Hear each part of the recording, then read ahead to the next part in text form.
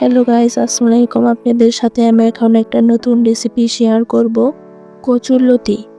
কোনো রকম মাছ ছাড়া আপনাদের সাথে এখন আমি কচুরলতি রান্না করে দেখাবো। প্রথমে কচুরলতিটা আমি খোসা ছাড়িয়ে নিব।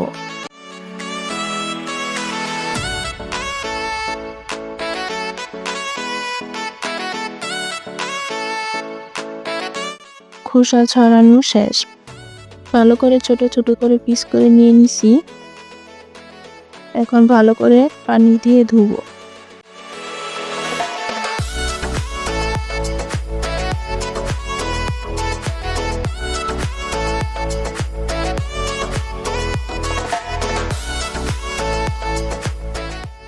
কচুরলতি ধোয়া শেষ।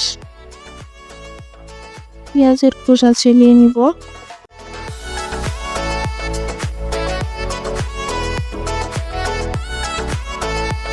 একটা রসুনের খোসা ছিলিয়ে নিই।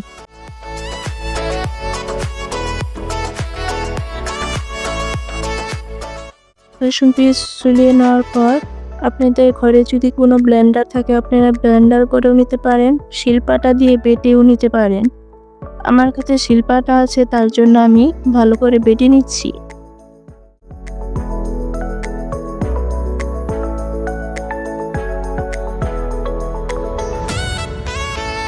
কাঁচামরিচ কেটে নিলাম।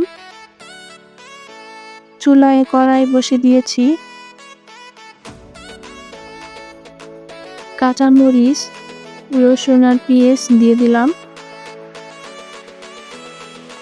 সামান্য তেল দেওয়ার পর ভালো করে নাড়িয়ে চাড়িয়ে নিলাম। যখন বাদামি কালার হয়ে আসবে তখন আমি সামান্য পানি দিয়ে দিব।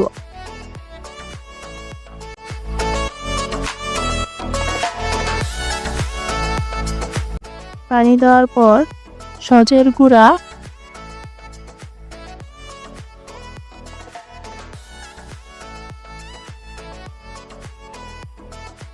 হলুদের গুঁড়া,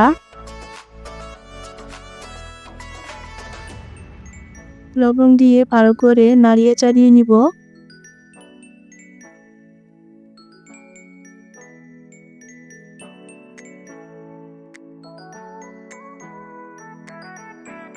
এখন আমি কচুরলতিটা দিয়ে দিব।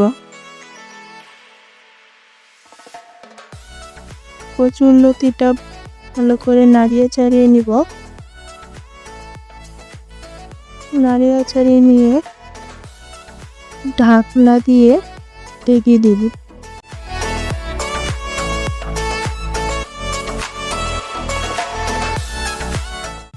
আবার 10 মিনিট পর আমি খুলে আবার সামান্য নাড়িয়ে চাড়িয়ে দিব।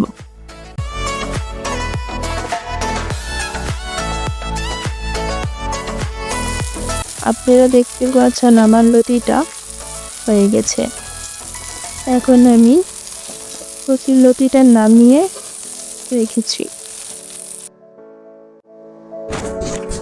কচুরলতিটা কি সুন্দর হয়েছে আর খেতেও কত সুস্বাদু। আপনারাও ঘরে বসে বানিয়ে খেতে পারেন।